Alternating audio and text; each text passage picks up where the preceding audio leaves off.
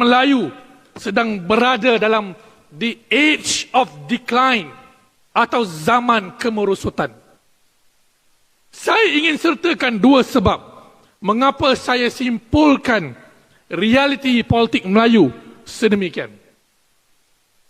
Sebab pertama, dari tahun 2018 hinggalah sekarang, pengaruh politik Melayu dalam Dewan Rakyat dan Dewan-Dewan Undangan Negeri semakin mengecil dan minima.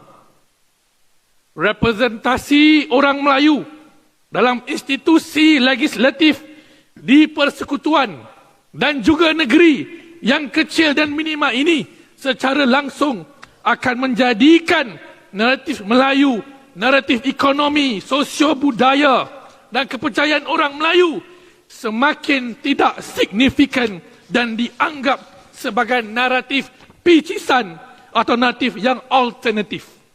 We are no longer in the mainstream.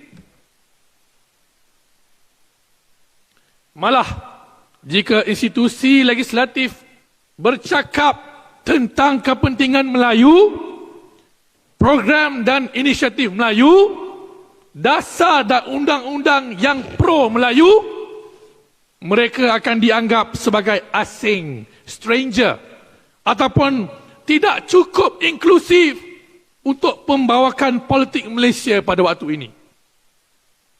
Buktinya, dalam parlimen sendiri, jarang kita dengar ahli-ahli parlimen dari kerajaan untuk bercakap tentang agenda kelangsungan Melayu dan Bumiputera. Hanya ahli-ahli parlimen dari Perikatan Nasional sahaja yang berani menyuarakan hal demikian.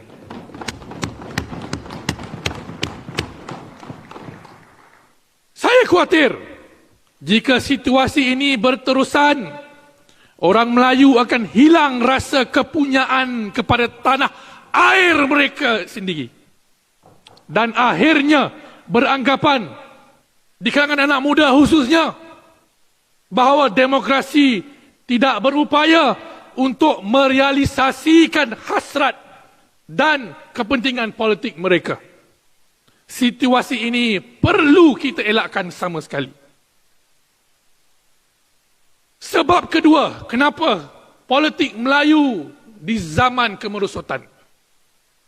Unholy alliance ataupun pakatan tidak suci di antara UMNO dan DAP merupakan satu pengkhianatan yang terbesar dalam sejarah politik Melayu yang disaluti hipokrasi politik yang paling nista.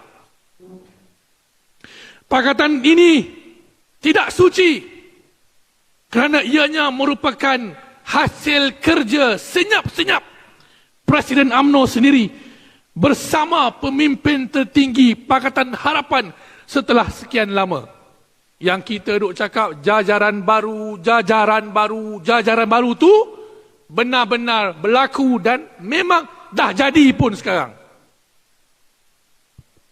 Tatkala UMNO sedang meneroka kerjasama politik bersama Perikatan Nasional, mereka juga pada masa yang sama berpakat-pakat dengan Pakatan Harapan.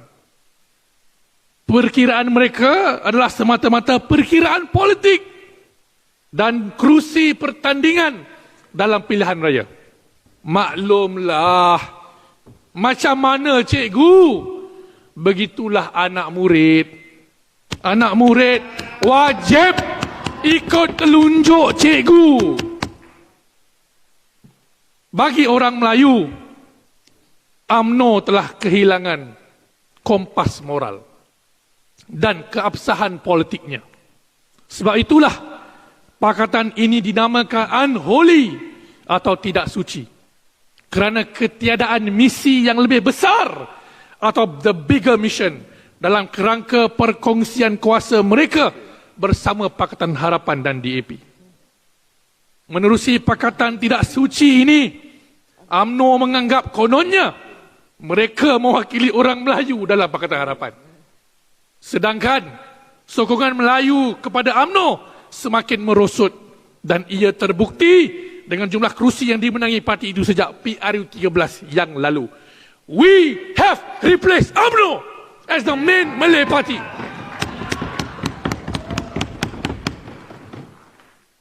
UMNO menganggap kononnya mereka berupaya mengawal DAP dalam kerajaan. Tapi UMNO sendiri tahu penglibatan UMNO dalam kerajaan perpaduan ini adalah kerana belas kasihan Pakatan Harapan sendiri. Sekadar penyedap rasa dan pencukup lauk, bukan atas kelebihan UMNO sebagai sebuah parti Melayu yang dominan.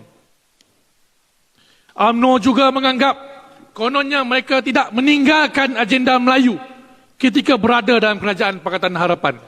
Tetapi UMNO sendiri sedar kelemahan dan perpecahan dalam parti itu tidak mengizinkan UMNO untuk memperjuangkan apa-apa bentuk hak dan nasib orang Melayu. Pakatan tidak suci ini wujud semata-mata untuk mengutamakan cita-cita peribadi sesetengah pemimpin UMNO bagi menutup dosa-dosa lampau mereka. Pakatan tidak suci ini telah menidakkan kesatuan parti-parti politik Melayu dalam satu saf yang kuat dan tersusun. Pakatan tidak suci ini sudah terang-terangan memangsakan masa depan dan survival orang-orang Melayu.